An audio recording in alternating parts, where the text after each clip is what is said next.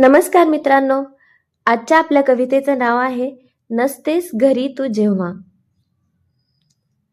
आई घरात असते तेव्हा घर हसतं, आनंदानं उजळतं. पण जेव्हा ती नसते तेव्हा चुलीची ऊब, अंगणाचं गाणं आणि आपुलकीचा गारवा हरवून जातो.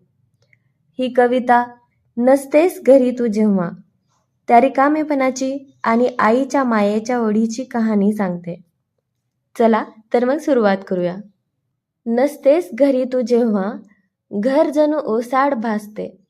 तुझ्या बोलण्या वाचून आई चुलीची शेकोटीही करपत राहते. तुझे हात नसले की बघ भाकरीलाही रंगच येत नाही. तू नाहीस म्हणून हे अंगण गाणंही कुणी गात नाही.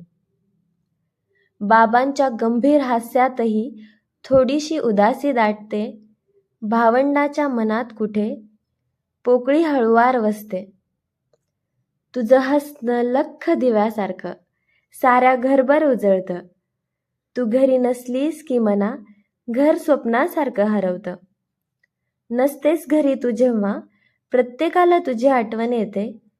तुझ्या पावलांनी पुन्हा अंगण आनंदाच्या लहरींनी भरते. तुझ्या पावलांनी पुन्हा अंगण आनंदाच्या लहरींनी भरते. धन्यवाद.